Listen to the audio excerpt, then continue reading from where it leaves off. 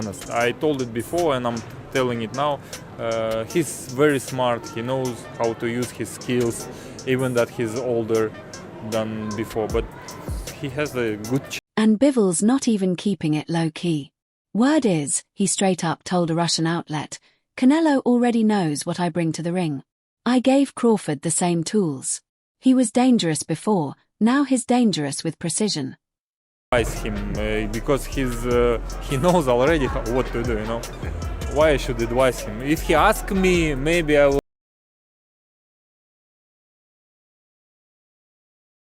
Compare like with the Canelo, yeah? He put all his energy, all his power on single punch.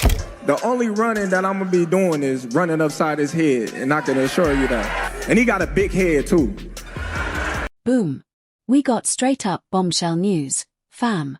Right after Bivol linked up with Crawford, Fernando Vargas Jr. steps in. Yeah, the same dude who sparred with Bud, and grabs the mic to keep it 100. And this ain't some armchair opinion either. Vargas felt those punches. When he talks, you don't just listen. You lean in like you're catching that hush-hush tea at the family cookout. He's a very skillful fighter, very smart. I've actually had the opportunity to spar with Crawford, and it's always respect between me and Crawford. Whenever we see Crawford, he'll go out of his way to say hi to my dad, to myself. So it's always respect with him, and I have a lot of respect for Crawford. And Vargas came with mad respect, called Bud slick, smart, respectful. But then he hit us with that cold dose of reality. Weight classes exist for a reason.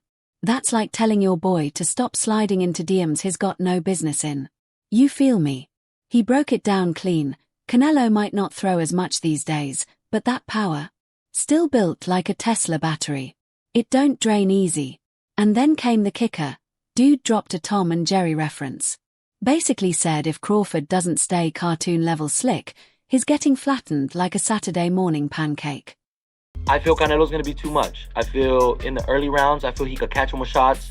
You know, maybe Canelo will get frustrated by picking him up the way Canelo always gets frustrated. But I just feel Canelo will find him out. I think in the 8th, 9th, 10th round, the championship. Brew, picture Crawford trying to muscle Canelo. Man, that's like showing up to a barbecue with chopsticks. You're not built for that kind of smoke. And the way Vargas laid it out. This ain't just about belts. It's pride. It's country. It's who's still standing when the block party turns into an all-out brawl. Real talk, it's giving Thanksgiving dinner vibes with that one drunk uncle. Someone's walking off with a victory plate, someone else with a black eye. And me. I'm posted up like, yo, September 13th ain't just a fight night, it's a whole chapter in boxing history. And yeah, I want my popcorn extra buttered. Crawford take Canelo's best punch. If he could do that, and he has to fight a perfect game plan, I feel Canelo's going to be a little too much for Crawford. But and I see Canelo pulling it through. But this is boxing, and things could happen. So we're in. Man, right after Fernando Vargas Jr. hit us with that cartoon slick Tom and Jerry analogy, Devin Haney slid in like he just strolled into the VIP lounge and went straight to talking business. And Haney. He wasn't just speaking like a fighter, he was talking like the young CEO of the sport, breaking down Canelo versus Crawford like he's analyzing market trends. He basically said, forget all that noise about size. These dudes ain't statues. Bud's got skills, discipline, and fight IQ. Canelo's got that too, plus the muscle. That we all been wanting to see. Bud has the skills, he got the discipline, IQ to win. But Canelo has all that with the size. So I think it's a good fight. I'm happy that Bud got. Man, right after Fernando Vargas Jr. hit us with that cartoon slick Tom and Jerry analogy, Devin Haney slid in like he just strolled into the VIP lounge and went straight to talking business. And Haney. He wasn't just speaking like a fighter, he was talking like the young CEO of the sport, breaking down Canelo versus Crawford like he's analyzing market trends. He basically said, forget all that noise about size. These dudes ain't statues. Bud's got skills, discipline, and fight IQ. Canelo's got that too, plus the muscle. Yeah, but now it's here. Yeah, no, it's here now. So I think it's a good fight for boxing. Is your dad picking Bud to win that fight? Of course, yeah. And I'm picking Bud too. But will it be an easy task? No. But if anybody can do it, I think Bud can.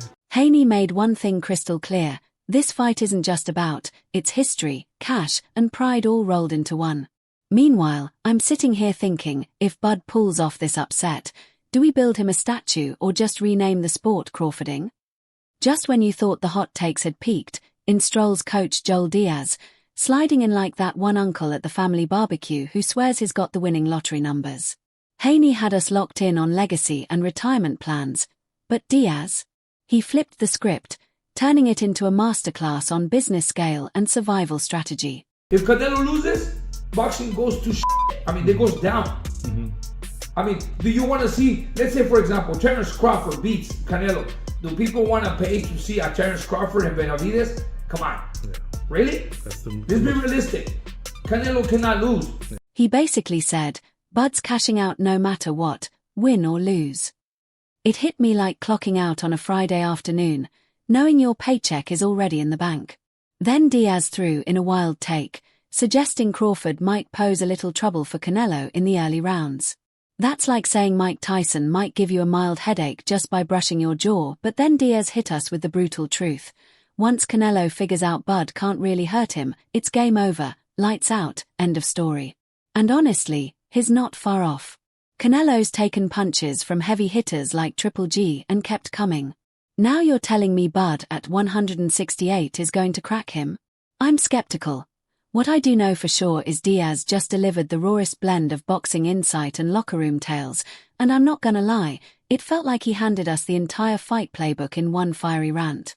Would not lose anything, even if he loses the fight to Canelo Alvarez. Because going back, hey, that's not my division. I'll go back to 54 and I'll still be the king. Mm-hmm. That's business. He's gonna walk away with the loss. He's not gonna get knocked out, I guarantee you. Just when you thought Joel Diaz had dropped enough heat, Dana White barged in like a DJ who refuses to turn down the volume. This guy isn't just hyping the UFC. He's putting the Canelo versus Crawford undercard on the table like it's a high-stakes Vegas poker game. We're talking Siri Bochuk versus Brandon Adams. If you caught their first fight, you know Adams scored that 8th round TKO like he hit the jackpot on the final spin. Then there's Ivan Dicko, a towering 6 feet 9 inches Kazakh powerhouse loaded with Olympic medals, ready to send Jermaine Franklin Jr. back to the drawing board. And Franklin. The guy went the distance with Anthony Joshua, so don't expect him to show up just to be cannon fodder. Card of Canelo Crawford starts at 5:30 on the East Coast, and the prelims are awesome. All right, UFC Vancouver, October 18th at the Rogers Arena in Vancouver, Canada. Even the young guns are willed in. Take Wildenoy out of Tokyo, stepping into the ring with over 100 amateur fights under his belt, going up against Javier Martinez, who's out here proving Dallas is more than just barbecue and Cowboys fans. Then you've got Sultan Al Muhammad, just 17 and making his pro debut, basically saying, I'll take a grown man's head off before I even finish school. Steve Nelson versus Leiko Santana. That's a serious sleeper matchup. Santana's on a monster upset streak and looking to make it 3 straight shocks. And don't even get me started on Marco Verdi, waiting on deck like that substitute teacher with no class assigned yet, but ready to step in and shake things up. It's a 5-round fight between middleweight contenders Rainer de Ritter and Anthony Fluffy Hernandez. And Dana wasn't finished yet. He pivoted right into UFC Vancouver like, oh, you thought we were done? Renat Ditter versus Fluffy Hernandez headlining the show. Cheito Vera locking horns with Zahabi. Kevin Holland taking on Mike Malott in the Great White North. Then Manon Furoth going toe-to-toe with Jasmine Jasuda Vicious to settle who's next up to challenge the champ. Tell me this ain't like loading a pizza with every topping imaginable.